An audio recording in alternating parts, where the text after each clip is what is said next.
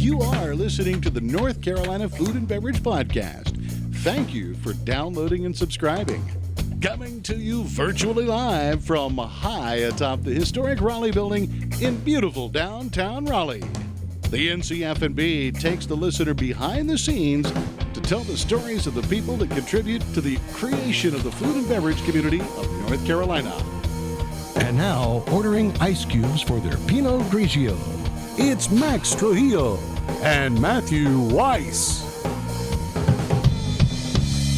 Hello, and thank you for listening to the North Carolina Food and Beverage Podcast. I am your co-host, Max Trujillo. And I am your co-host, Matthew Weiss. And today on the podcast, we are joined by this fabulous young lady who has a number of accolades, and I would say the most notable is she is top 30 from the USBG Presents World Class sponsored by Diageo competition. She is our local wonderful mixologist, Ms. Ingrid Folkers.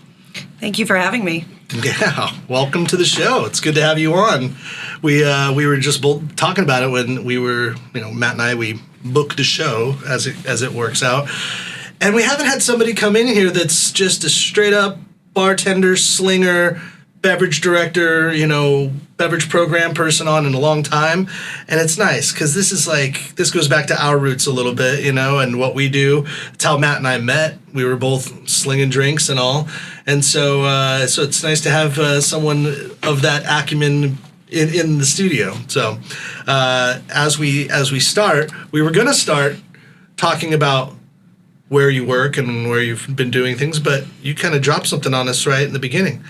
Yeah, that's right. I'm transitioning. Don't bury the lead, man. We're in the moment, right? Yeah, let's get into it. Yeah, I'm transitioning from my role behind the bar at Whiskey Kitchen to running a new bar program that has yet to open in the new Hyatt that they're building in Seaboard Station. The cocktail bar is going to be called High Rail. It's going to be a wonderful cocktail program focused specifically on high-end cocktails. We'll have a wonderful wine program and beer program as well, but the focus is really cocktails. Yeah. And then there's also going to be a ground-level bar adjacent to the pool. So a pool bar will also be opening in Raleigh for the first time, which I will also have my hands in. Yeah, so you're going to be the bar manager, beverage director, and then our good buddy Jeremy Powers is going to be the F&B director. Yeah, Jeremy Powers is the food and beverage director there, so it's I'm excited to work with him. Yeah, he's a great guy. I don't know if you've worked with him in the past, but never did. I did have an interview with him when I first moved to Raleigh when he was still at Seagrace. Had an interview, but chose to go with Whiskey Kitchen primarily because I wasn't a huge fan of working in a venue space when Seagrace was very focused on their jazz. Yeah, and jazz club, yeah. And that was just a different vibe than I was looking for. Yeah, who likes jazz? Not saying I don't love jazz. But you want the focus episode to be on the cocktails. Yeah, my focus was mainly cocktail. Also, working in a loud space all the time, I fear for my hearing, so I've never really wanted to work in a venue. It's also just not the vibe that I was after. Yeah, that's cool. That's fair. And it's nice to have that decision. This is a Concord Hospitality. Concord, that's it, yeah. Yeah, it's a Concord Hospitality. Which is Dean Thompson, who's been on the show and friend of the show, good dude. Went up against many chefs in the Fire in the Triangle and all those chef competitions, which is cool because that area, the Seaboard Station, went under crazy redevelopment. I mean, it was, when I first moved here 11 years ago, I actually thought that the Seaboard Station was like the coolest part of Raleigh. Like, it was really neat. You got the O2 Fitness and you had Seaboard Station, or 18 Seaboard. 18 Seaboard. And then you had Logan's, and there was a bunch of cool little restaurants. You had Jay Betsky's and all that. And then they just imploded the whole thing and then restarted, but it's going to be really cool again. So that's pretty fun. And as Dean would say, rooftop bars. Rooftop bar. Can't do worse, right? It's going to have an amazing view of the city. I got to go up in the construction and see, the space, and the view is fantastic. Yeah, I can imagine. I want to come back to that and ask you more about what you're developing for the program. But first, I want to start off. You're from Iowa. I am, yeah. How did you get to Raleigh? Kind of closed my eyes and picked a spot on a map and sold all my stuff and moved. For real? For real. Me and my boyfriend are both bartenders. He works over at St. Rock. Okay. And we knew we wanted to get out of Iowa because the winters are atrocious. Yeah. Were you in Des Moines? Or No, I was in Cedar Falls, Iowa, which is where the smallest of the 3 state schools is, the Okay. University of Northern Iowa. So we kind of just started looking around. We saw a couple different articles talking about how Raleigh is up and coming in the food and beverage scene. And Yeah. we're like, all right, well, we'll move there, see if we like it. If we don't like it, we'll leave. And we've been here for 2.5 years. We just re-signed our lease, so we'll be here another year at least. I don't envision us moving in the near future, at Yeah. least. Yeah. What do you give? What grade do you give Raleigh in the Triangle area? I think it's got a lot of potential. And with the new development of Seaboard Station, it's only going to get better and better. I would like to see a more lively downtown. Yeah. I mean, that's what everybody wants. I mean, it's a solid B right now, but with the potential to grow and grow and grow. You know? And actually, just to throw it out there, because you weren't on the email with me. I just realized you weren't. But we're gonna have Bill Smith, the head of the Downtown Raleigh Alliance. He's we'll book him in the beginning of September. Yeah. We're gonna put him to the rails. We're gonna grill him on everything. Seriously. It'll be good though. It'll be nice to have a conversation about the growth of downtown Raleigh and what's going on and where it can grow. I was pretty negative about Raleigh at post pandemic of we got nothing going on, man. We need to build it, but there are things being built, which is nice. Ironworks, we were just over there recently, and I think you were just at Burdetto. Ponysaurus is busy. No matter what you say, Jaguar Bolero's there, the whole place is active. Oh, that place is hopping. But Right. do you consider that downtown Raleigh? That also feels like slightly suburban. Yeah, it's so far away from downtown. It's hard to consider it It's not downtown. that far. It's not walkable. I'm from Los Angeles, and that's a massive city. So to go from downtown to a place that's essentially 3 miles away, Yeah. it still feels like it's. Yeah, but That's how we grow downtown, right? But in the Ingrid Foker's mixology circle here, people that are going to bounce to go to, say, Whiskey Kitchen and then maybe go over to Foundation and go have a drink at Seaboard Station, that's all somewhat walkable. But then you got to get in the car, and so you're going to go do a bar crawl thing. Sure. You're in the car and then go to Ironworks. I'm not so sure. And it's kind of, let's be honest here, it's a little bit more. We're older than you here, Ingrid. A little bit more family. Dare I use the word yuppie-ish there? People, it's a different crowd than, unfortunately, is what going to downtown Raleigh. That's that's my 2 cents on it. Or I think with inflation, it's 5 cents. Well, let's, before we knew that you were doing this new project, I wanted to get all deep into Whiskey Kitchen because Whiskey Kitchen's been an institution since it's opened. And Yeah. we've had some great conversations with the folks from there. They have a great history and a story and, obviously Michael Thor and what he's overcome and all the things. But just as a business, it still is one of those places that kind of blows everyone out of the water when it comes to revenue, volume, the amount of whiskey that's purchased and consumed. I do believe you guys might be the number 1 purchaser of whiskey in the state of North Carolina. Maybe it could also go to Angus Barn. Yeah. But if you're not 1, you're 2, and you're right there. So For sure. it's a massive thing, regardless of the who cares about facts, Matt? Yeah, don't let the facts get in the way of a good story, Max. Yeah. So maybe run us through a little bit. I've never worked at a place that was that high volume. I'd say maybe Napa Valley Grill, and then you worked at I worked at You worked at Club Prince's Soho, Club, right? yeah, and that was huge volume. Yeah. Yeah. That was crazy. That was Prince's place, right? Yeah, well, it was Glam Slam when he owned it, and then it was called Club Soho. Oh, cool. Yeah. These are all fancy places in Hollywood and Westwood, I guess. But so I typically, when running a bar program, kind of conceptualize my bar to be 12 seats and maybe at the most 150 seats out in the dining room. But you're doing I mean, you might not have more seats than that, but you have a lot more square footage, so it's a lot of standing room, and it gets packed. So walk us through like a typical day of just prep, organization, ordering. Like, what does it even look like to run a bar program at that level? Well, it's hard to conceptualize an average day because the days can range so widely in the amount of volume that we do. If there's a concert at Red Hat, that's when we are busiest. Like you said, there's a bunch of standing room, and that's when the bar gets hit with just people ordering drinks and constantly busy. I think that Johnny, the bar manager there, and Tyler, the assistant bar manager, they do an awesome job at keeping track of inventory, making sure that we have things stocked, especially with a extensive whiskey collection of 600 bottles. It can get daunting to try and keep things on the shelf. But it's really kind of a team effort, but they have everything. You have to be really well organized if you're running a program that has that many bottles. How many times a night do you have to get up on the ladder? Several. 10, 15. It depends on the night. I am a huge whiskey fan. I came to Whiskey Kitchen after running a whiskey bar back in Iowa. So that's another reason why I chose to work at Whiskey Kitchen, just for my love of talking about whiskey all day. So I really enjoy when somebody sits down at my bar and says, I like whiskey, I've had this and this, what do you recommend? And I pick them something that they haven't had before. And I'm really good at picking them something that they'll actually really like.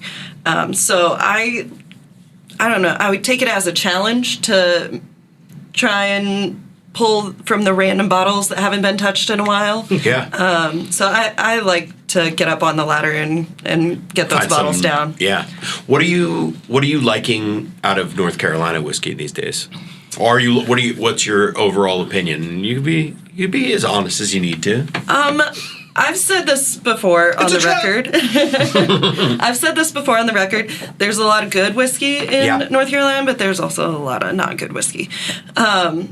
I will talk about the ones that I like. The Southern Star, I'm a fan. No doubt. Cook's Mill. I like Rua American Single Malt. Okay. That's out of North Carolina. And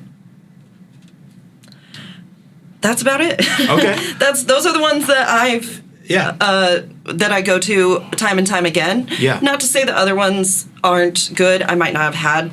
I don't know if you've had Broad Branch, but that if you like those other ones, you would most certainly like their rye. Their rye was incredible. Next level. So make it a point to try it if you haven't. We actually, funny enough, we just got a bottle of their bourbon, I believe, at Whiskey, and I have yet to try it for myself. But and is it Old Raleigh? Out in Zebulon. I've enjoyed those bourbons as well a lot. I'm sure we're forgetting somebody, so I apologize, but we'll get you on. I like Old Raleigh as well. That's the one I was forgetting. What I really admire about you is that in maintaining your regular gig at Whiskey Kitchen, you've somehow carved out a career, and you're not shy about this or bashful, but there's a place that you want to get to in your bartending career. You have a lot of ambition, and so talk a little bit about where you see yourself and how you're going to get there. Well, what a great question. I have several goals that I would like to achieve in my bartending career, one of which being winning a national cocktail competition, or international is also on the table. And so I do intend to go back to world class and attempt again this year, which I feel I did a good job for it being my first year going into finals. The thing about world class is basically nobody wins their first year going to finals. It's just kind of a political thing. No, it's so daunting. You kind of need a year to have a panic attack for the whole time you're there. And then once you kind of get more comfortable in the space and with those bartenders that command the room sitting there judging you. Once you get a little bit more comfortable with that, it usually takes about a year to one go around to be like, okay, what just happened? But being named top 30, that means you made it to the finals of World Class? Got it. And then there's actually somebody who wins everything? So for the U.S., they did top 30, and then all top 30 bartenders were invited to Denver. This year it was in Denver. I think next year it's going to be in Louisville. To compete in 3 different challenges, and then the top scores from that, the top 10, compete in 2 more challenges the next day, and then they announce the winner who has the highest overall score. That this year was Jonathan Stanyard, who I believe it was his 5th year going to World Class Finals. Oh, wow. So, and where's he from? He is out of Seattle. Okay. And so since he won World Class US, he is now gearing up to travel in September to Shanghai for the global finals. Oh, cool. Wow. So there's about 60 different countries that participate, and they each send one representative who won their country to compete in the global finals. The Olympics of bartending. It really is. Yeah. Yeah, and this is put on by Diageo, and do they pick the panel of judges? Yes. Okay.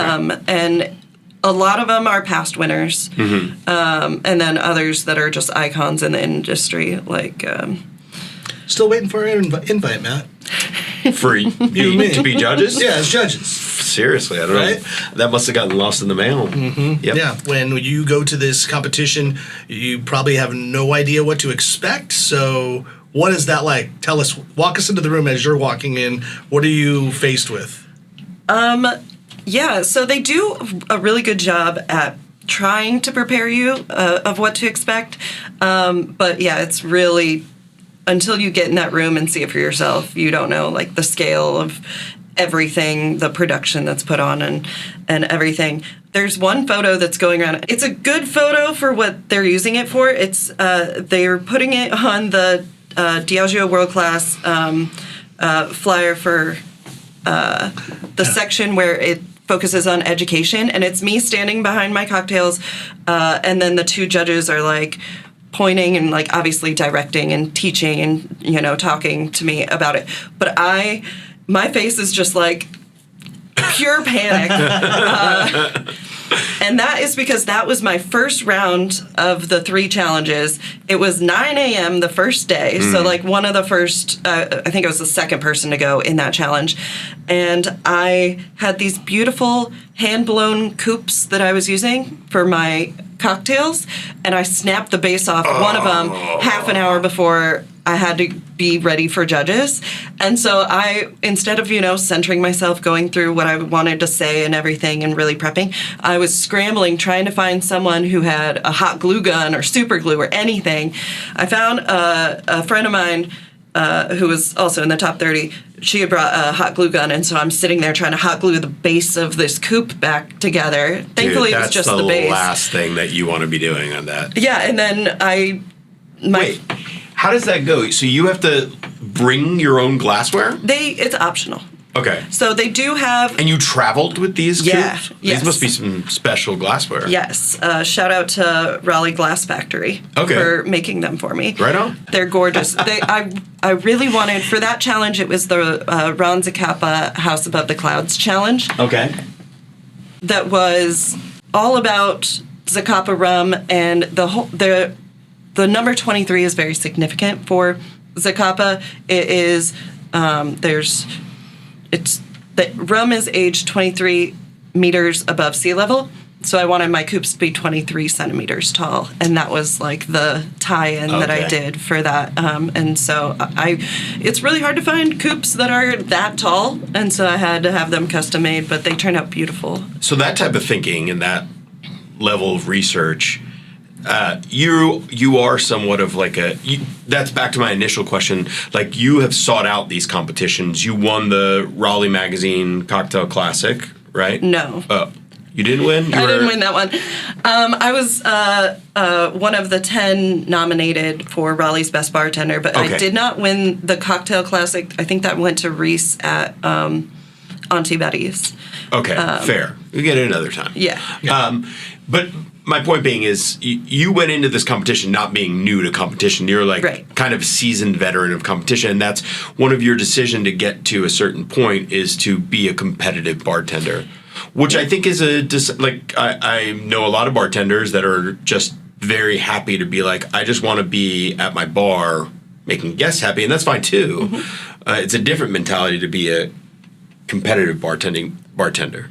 Yeah, I've always been a really competitive person. Okay. Did you play competitive sports as a kid? I did taekwondo as a kid, and I would do like taekwondo tournaments. Same here. Yeah. We'll have to move the stuff and you guys. Let's go at it. Come on, right now. No.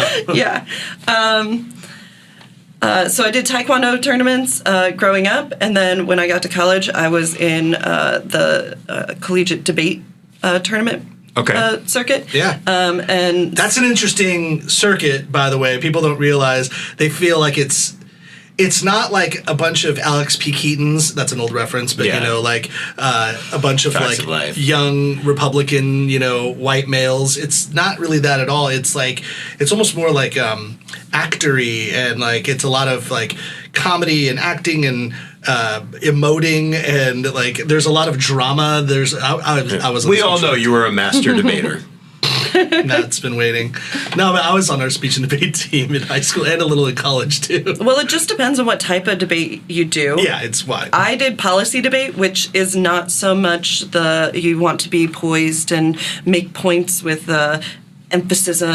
Policy debate is you want to make as many points as fast as possible, because if the other side does not refute a point, then that point you essentially win that small part of the argument. So people are talking miles a minute. Like they are literally just going as fast as possible. With no fact checking, right? Yeah. No, I mean, there is fact checking. Don't you get extra? It's like the scene from, and I'm again dating myself, but old school when Will Ferrell debates the policy debate with the Raging Cajun. What's his name? James Caldwell. Is it Caldwell? It doesn't matter. Yeah, but anyway, policy debate. Yeah. So that, and I mean, I grew up with two older brothers, and I've just always been a competitive person. So when I first discovered cocktail competitions, I was actually in Australia. I spent a year working at music festivals in Australia, just bouncing around, and I also did some bartending as well. And the bar I was working at had some amazing bartenders who were into cocktail competitions, and that's when I first learned, like, oh, that's a thing. Yeah. And why you didn't want to work at venues any longer with the crazy loud music the whole time. Exactly. You're I like, did my I'm time. done. Yeah. So the cocktail scene in Australia is actually pretty legit too, and New Zealand. Like they care. And some of the best cocktailers in the world are coming out of that area. Absolutely. Their coffee culture is also really good. Nice. So they've got a lot going for them. Yeah. So what do you think that the recognition it gets you, obviously, but and it fuels that competitive spirit, but like, what do you think the end game is on that? Well, end game, I would love to own my own bar and create kind of a space that is for education of bartenders. That's another big thing I really enjoy. The educational aspect of like being behind the bar with other bartenders and kind of that like mentorship, going both ways, mentee mentorship, and kind of sharing all the knowledge that I've gained. I really enjoy that. So creating a bar that is also at the same time a space that is designed specifically for the education of people in this industry, whether that be through formal classes like WSET or like just informal classes that are just taught by bartenders who want to share their knowledge. Yeah. What's in your travels, like what is a bar that you would look as like, that's the type of bar I want to run? Like, are there particular places that have become kind of your guiding light as what you are looking for? There's a handful. A bar with shapes for a name is one that I gravitate towards. Tokyo Confidential. Wait, where's a bar with Shapes for a Name? Where's that? I believe that's in London. Okay. But they really focus on education and really bringing everyone in the industry up with them. Yeah. And really having a space that fosters creativity in their bartenders. I also really like Employees Only, Please Don't Tell, Double Chicken Please, things of that, like the classics. That book, the Jim Meehan's bartender's book, the green one. If people know bartenders, there's such a cool aspect of that book because he goes behind every major like cool bar around the world and shows the setup. Like he did like a drawing, like almost like a design Blueprint. layout. Yeah, a sketch of the layout of the bar and even just like the whole dining room and like the way it looks. And so like that for me was like the nerdiest to get in there and go, oh yeah, that's the way I want to do it. And like showing the efficiencies, but also just the simple appeal of like how the bars look. And then as you like look through, you're like, there's kind of a theme of like how to kind of do it and how to blend it a little bit. And then they even do home bars. Like he's like, if you just got like a little wall and you want to do it, here's like four suggestions on maybe the best way to do it. I used to have the book. An old bar manager, you know who you are, stole my book. That's fine. And we'll get. I think I could probably afford the $29 and get another one. But that's a good book if people haven't checked it out. I love that book, the Meehan Bartending Guide. Yeah. It is one of the two books that I started really fostering my craft cocktail knowledge. Started with that book, and I just got to meet Jim Meehan at Tales of the Cocktail just a few weeks ago and get his new book. Which is the Bartender Pantry, which I highly recommend. Ooh, okay. Maybe Bartender I'll get that Pantry, instead. yeah. Spend your $29 on that. The new stuff, yeah. Yeah, get the new stuff. Oh yeah, that's right. Hold on. So you went to Tales of the Cocktail this year. All right. This is like, I feel from where I'm sitting in like a relic in the industry, but you still felt, and you're from, again, inside my mind, you're on like the cusp of what's cutting edge and what's cool in the mixology world. So is Tales cool again? I went with a group of really cool bartenders from around the country. One of us was from Vancouver, somebody was out of Arizona, and I went with another DC bartender, and it was really kind of an excuse for us to get together again. Tales in itself is kind of daunting because there's so many things happening all the time. Yeah, it's a lot. Did you get sponsored to go? I did not, no. Okay. I just went on my own. I would love to go again next year and be sponsored and do a pop-up or some sort of activation at Tales. Whether Tales is cool again, don't know how to answer that. Well, I think you did. You said you would love to go again. I would love to go again, yeah. But was Tales uncool? I just think it ran its course, like it was cool, like 90s, early 2000s, and then I think there were like other Bar Convent and But pre-COVID, we were trying to get our butts to Tales, like that was an intention of ours. We just never could pull it together. Like we wanted to do that. I know. I had just been hearing, I guess, rumblings from people that'd be like, Tales is passé at this point. It's just become a drunk fest. That's a common bartender thing is to be like, everything sucks and whatever it used to be.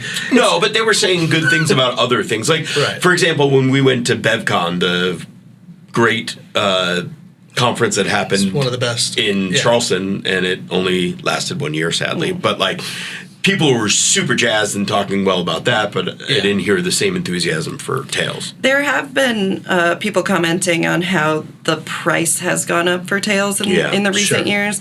And I think a lot of people, to what you were saying, don't put that much value on it. Yeah. Like they wished it was like... It's like what Burning Man was and is. There you go. It's like, used to just be... Burning Man was like lamb stock when we would go. There was no money exchanging hands. You just went out there. A bunch of hippies were just doing drugs and listening to music. We were just getting drunk and cooking food, but it was free and it was super cool. And then it got too big. It's kind of our fault. We like did all this promotion on it. We were like, "Hey, totally everybody, our fault. look how cool this place is!" And then the next year it blew up, and we're like, "Oh, did we have something to do with sensationalizing this thing?" So much so that the very next year they just shut it down, and now it's like private, invite only. I know it's still happening. I just haven't been on the invite list, but it's around. Well, yeah, they're worried you're going to spill the beans I again. know, They're this like, no, we loudmouth over there." can't invite this guy. Yeah. It's like that's why you would never be invited to Fight Club.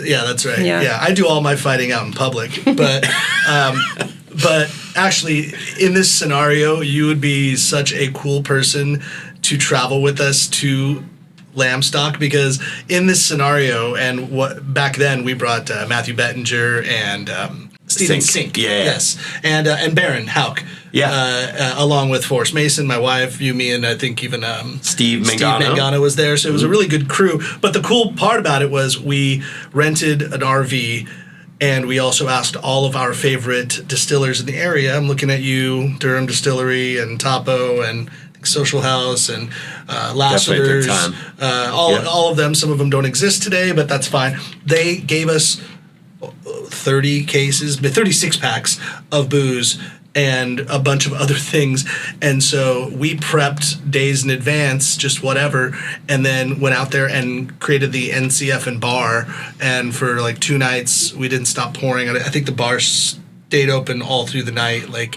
we had shifts, so like it never closed, and it was just a crazy drunk fest, but it was awesome, and the drinks were delicious, and it wasn't like out of control. It was like actually a very controlled bar, but everyone else was cooking food and we were just handling all the beverage. That would have been cool. And then be like, all right, what you got? Here are the products. Here's a little bit of a budget, and let's go make some drinks. By the way, this is Max's plea for being invited back to Lambstock. And for those of you that don't know what he's talking about, or you're like, what is Lambstock? We actually did have a really cool video on our YouTube page. So YouTube.com/NCFBpodcast.com. There you go. And you can watch all these episodes, and you can see Ingrid and see the picture she's talking about if you want to watch. But you can also look up that video. And I also encourage you to look up the video that we did from the James Beard Awards this year, where we had some big titans of industry and some of the best bars. I'm going to blank on the name of the New Orleans cocktail bar that won this year, but they were inspiring. We find it Is another it Jewel time. of the South? I think so. That sounds about right. And so I know they they've won a lot lately, so I'm just like, it must be that. That sounds about right. So you want to own a bar one day, Yes. and have it be educational kind of Driven. center, Yeah. driven. Yeah, I love it. Yeah, I guess Max asked, "What's your bar North Star? What are some of your favorite?" You said Jim Meehan's book. What other books or mentors do you look up to and gain inspiration from? I gain a lot of inspiration from Julie Reiner. She's the owner of Milady's and several other bars in New York. She's also often a judge for world-class U.S. competitions, although she wasn't this year, which was disappointing. I would love to have bartended and presented my cocktail in front of her, but I'm sure she'll be in the rotation the next year or two. So I gain a lot of inspiration from her specifically. I got to see her talk on a panel at Tales of the Cocktail as well, which is it was a really cool talk about like how to see the warning signs of burnout and kind of mitigate that and prevent that. So I would love to run a bar very similar to one of hers, or perhaps several, just like he has done. Yeah, cool. That would be a goal. Fact checking, you were correct. Outstanding bar was Jewel of the South from New Orleans. So well done, you got it. Yeah, she's plugged in. Yeah, let's talk cocktails. Let's get into this right now. Cocktails are just like food, or whatever. It's all trendy, and sometimes there's a resurgence of things. This is out of date. This is not cool anymore. We like doing this. We don't like this. For one, what do you like making right now? Like, what kind of gets you excited? You're like, I love making these types of drinks. When I'm crafting a cocktail, whether it's for a competition or to be put on the menu, my goal is always to use an ingredient or more than one, but at least one ingredient in the cocktail that's new to me or kind of unsuspecting, uncommon. So I always try and highlight like one ingredient mostly, whether that's an ingredient that I create or a spirit or a liqueur or something, just to have some intrigue. So depending on what that ingredient is, you go from there. I do think there's some things that you can say in broad strokes about cocktails. Like most cocktails are good with a pinch of salt. That is just something that you should incorporate into your bartending. What type of salt? See, you can play around with that. Okay. That's just one more thing you can play around with. I think if you're making a syrup, use something other than granulated white sugar. That's another thing that you can use to easily add a bit of flavor, a bit of depth to your cocktails using a sweetener that's not just plain white sugar. For me, I like to use a lot of fresh juice in my cocktails. Yeah. I recently won the conniption competition out at Beltree Cocktail Club. And for that cocktail, I did fresh honeydew juice, which is not a super common ingredient, but we've all had honeydew before. And topped that with Krupnikas infused coconut foam on top, which was really decadent. Awesome. Yeah. I would highly recommend infusing whipped creams as well. I love to do that. What was the main spirit, though? It was the Conniption American Dry. Duh. Yeah. Yep. So, and then a little bit of bubbles. I think I used Fever Tree's Indian tonic and some lime juice to balance it out, and then topped it. So it was a kind of play on duality of like a light effervescent cocktail base and then topped with a really decadent cream. That looks delicious. Yeah. I want to drink that. And then I sprinkled Right a now. blend of salt and sugar on top. Nice. I said to Matt when we were kind of doing pre-interview before you got here, I was like, so do we like have her make us a cocktail or something? Like we are going to have like somebody. He's like, we're just going to interview her. I'm like, put her to work a little bit. Like we do have an awesome bartender in here. It'd be nice to have a nice cocktail. Yeah, you've got the Malort right there. So. Oh yeah. By the way, self-promotion with my The Bear podcast series coming out soon. Every second counts. Malort has come on as a sponsor for the podcast. But do you ever drink Malort? I had a shot of it last night, actually. You a fan of Malort? I'm from Iowa. We're right next to Chicago. I've had Malort several times. It's one of those you drink it to prove that you can drink it kind of drinks. Yeah, it's funny. I hadn't really known much about Malort. I think I tried it once years ago, but recently, of course, I've tried it, and I sought them out because the Bear is in Chicago and Malort's all over the show. And their whole campaign is like Malort face, and I've Malorted and all this, but they're kind of like tongue-in-cheek about it being aggressive or like not easy to drink. Right. I would argue that Fernet is way worse, or Jaeger is like far more egregious to the palate. Matt, have you had this yet? I have not. Oh. May I give you a sip just to Sure. you can speak educated, I was like speak well of this? Malort me. My opinion on that is the initial taste of Malort is not that bad. It is the lingering aftertaste that will not go away, which is always what takes people down. Let's see what Matt thinks. Yeah? Yeah, it's kind of like it's way less aggressive than Fernet because it's got more citrus. It's kind of like what's like a shoot. I'm having a brain fart. The what the monks are no longer making. Chartreuse. Chartreuse. Yeah. It's kind of chartreuse-y. Yeah, If that's a word. You could, and as a bartender, you could probably speak to this, but like whenever you're out of anything, if you're making a traditional drink, like no worries. The whole point about being a bartender is to understand that everything fits in a category. Everything kind of is a version of this. If you're going to make an Aperol Spritz, but you don't have Aperol and you have Campari, well, now it's Campari Spritz, and who cares? It's not that big of a difference. It's going to taste different, but like it's acceptable, And so with that, I was thinking that with Malort, I was like, oh, you could do like a poor man's Chartreuse. No, your drink. Last word. Last Yeah. word Yeah.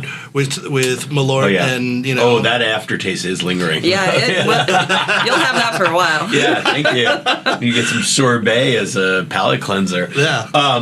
That's an interesting point, and you'd be the perfect person. So I think one of your favorite bars to go to for a drink is Foundation. Mm-hmm. I read they use all North Carolina spirits, which means they don't have a agave-based spirit. Yeah. So all American spirits. all American Yeah. spirits, Yes. right? Sorry. And they'll break off into like what people don't realize are still American, like Puerto Rico and Yeah. like they'll take other the Americas. the Americas, yes. Yeah. So what? Because they have a version of a margarita, and if they use like white whiskey or something like that, or Something unaged like that, whiskey. yeah. What would you do? Or what say you about that? Would you even attempt? I think you can be kind of creative. I would probably do like Kill Devil Silver Rum, Mm-hmm. but do agave syrup to try and bring that agave flavor that's in. cool. And then just lime juice. I'm a really big fan of margaritas. Should be like a Tommy's margarita 2 1/2 build, and it should be primarily the booze, Yeah. whatever you choose to use. Yeah. and then the salt. and then salt. Yeah, Yeah. Love it. That's cool. Yeah. And if you're doing that, like if you don't have tequila and you want to make a margarita, well, you're not going to make a margarita.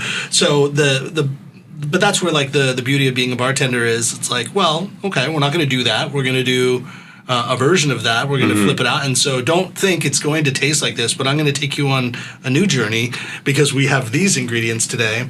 But if you know balance, you can kind of do whatever the hell you want. It's like in the end, it might not taste like a margarita, but it's going to be delicious. Yeah. That's the bottom line. It's going to be good. inspired by a margarita. Yeah. Margarita inspired. Yeah.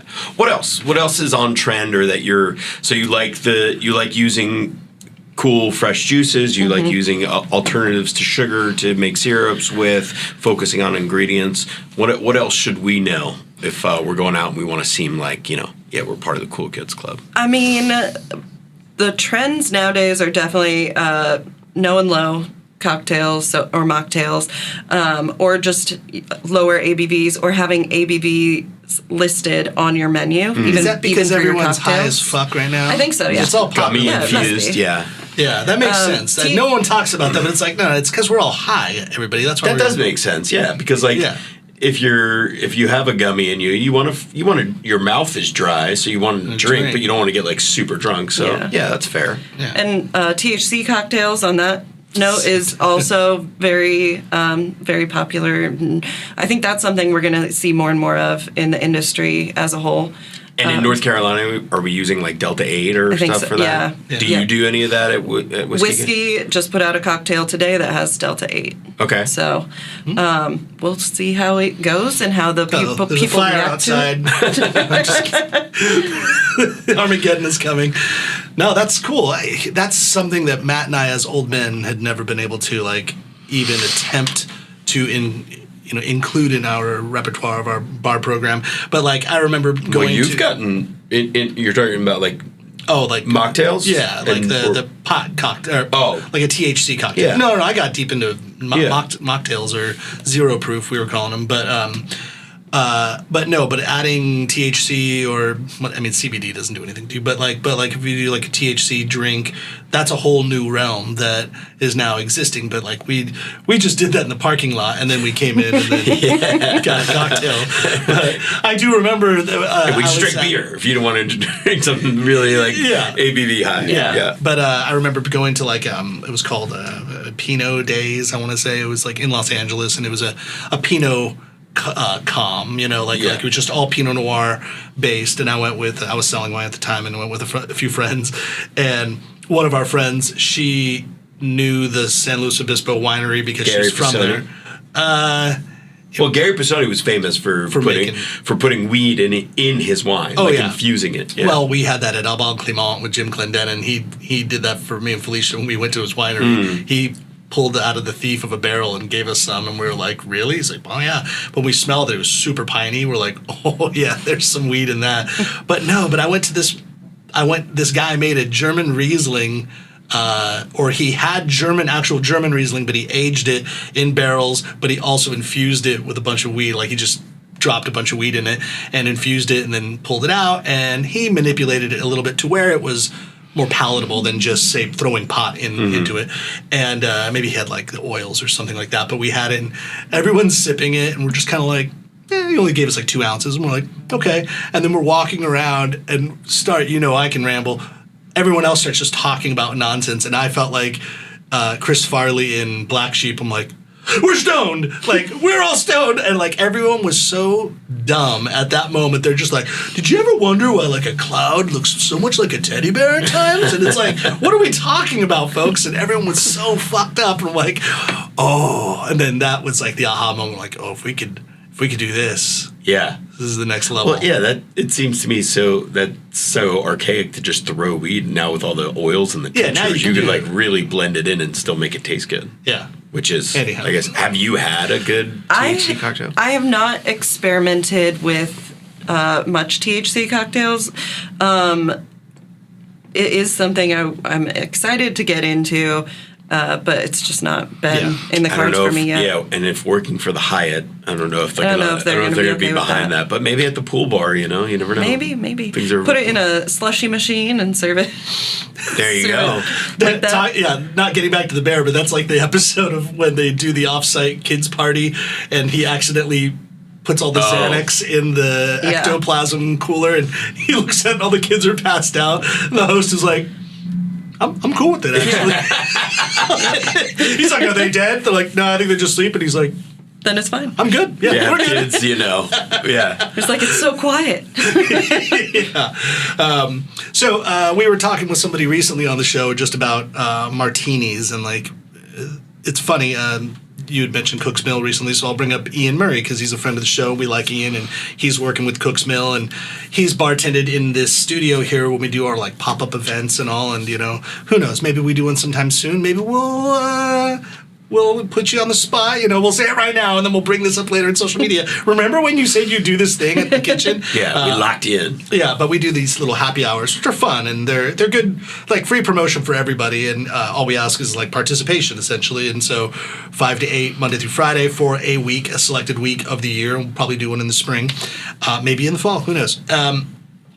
But Ian would make great cocktails, and I remember he was like, I'm just doing martinis tonight. And I go, oh, really? He's like, yeah, it's all about the martini. And I went, oh, he's like, classics are the best way. And then the very next day, Greg Ewan of Auntie Betty's came in to do the same thing, and he said the exact same thing. He's like, oh, yeah, we're just going martini bar. I go, oh, that's so funny. I'm like, are you guys conspiring? And he's like, no, it's just that's what we're drinking now. Like, that's what bartenders want to pour. That's what we're kind of guiding our audience into. What say you about that? And is that where you're at, or was that a thing then? Because this was like the spring of earlier this year, so now time has passed. I do respect the classic martini, don't get me wrong, and I've had some really good ones recently, but the ones that I've had that have really stood out aren't classics. The one that this cocktail I've been obsessed with ever since I had it. I had it in Denver when I was there for the World Class Top 30, but it wasn't part of the competition at all. We went out to the bar Occidental, and then they have their speakeasy, William and Grant, I believe is the name of it, right next door. And at the speakeasy, I had a cocktail called Umami Bomb that I've had dreams about ever since.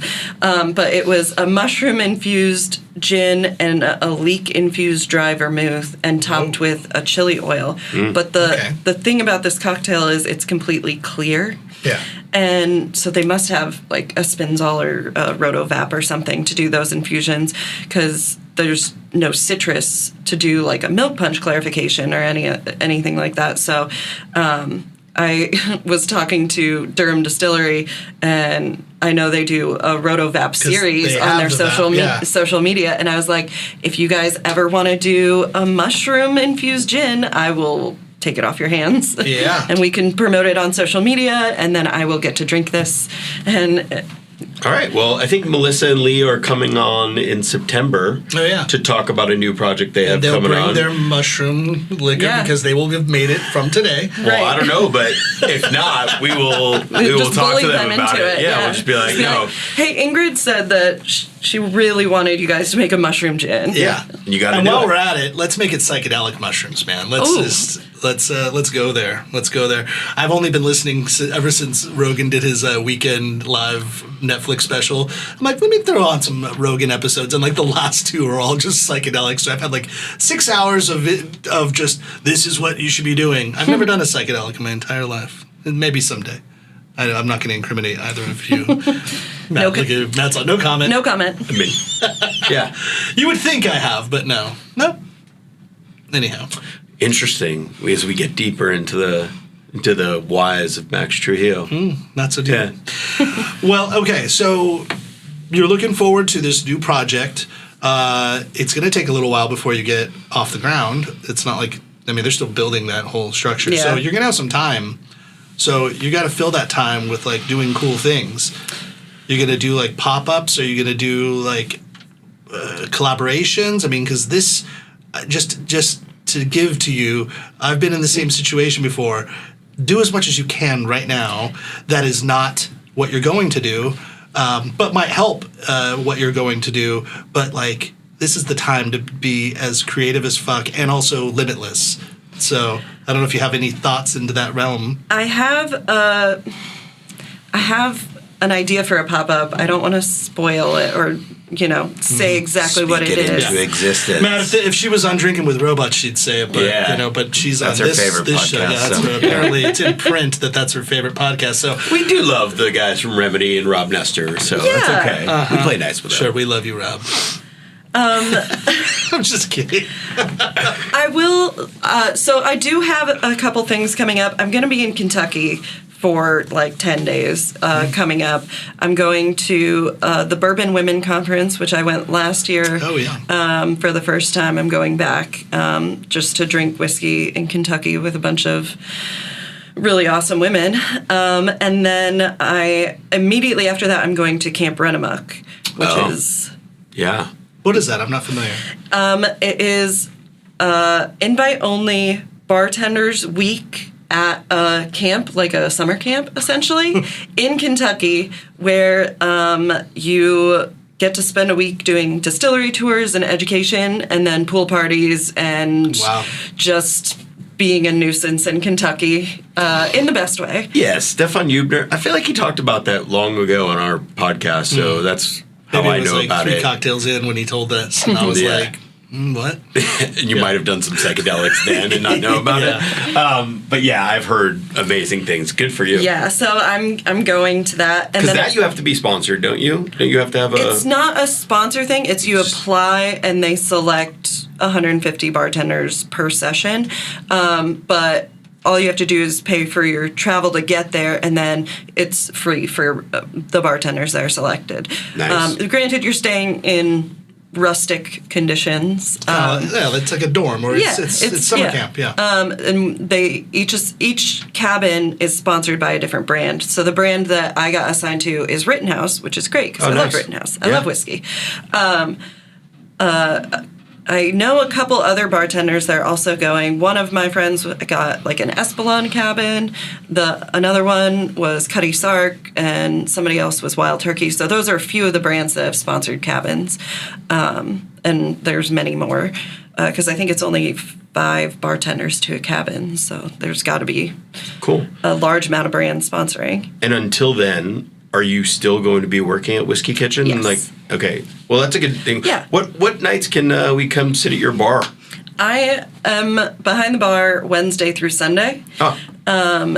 Typically, but like I said, I'm gone for a chunk in August. And then right when I get back, I'm competing in the finals of the NCRLA cocktail competition in Durham. So there's 6 bartenders that made it to the finalists, all partnered with a distillery in North Carolina. And I'm partnered with the Outer Banks Distilling and using Kill Devil rum. Yeah. Very cool. Yeah. Nice. They got great stuff too, and they've gone through. They've like repackaged. They've even done a bunch of new versions of their rums. So they're Tony killing it. or Sony, their rep or their main front facing in this area has said a million times, like, we got to get you guys out there and do it, but he hasn't done it yet. So Tony, get your shit together. I'll tell him when I see him at the end of August to get you guys out. That's the best. Well, we appreciate you coming in tonight or today. It's the daytime. Yeah. Talking booze. Now we're gonna have to go out and go get some cocktails, Matt. Yep. Foundation's right across the street, or Whiskey Kitchen down the block. So we got good. Yeah, Ingrid, thank you so much. It's been really fun getting to know you and learning about your career. And I, for one, am excited to go to the Hyatt at Seaboard Station and go sit at your bar on the rooftop or by the pool and get me a cool one. Yeah. Well, for all of you there, until then, go check out Ingrid at Whiskey Kitchen and you will drink extremely merrily. Thank you for listening to the North Carolina Food and Beverage Podcast. By rating us online, you're helping others to discover our show. Follow us on all platforms at NCF&B Pod.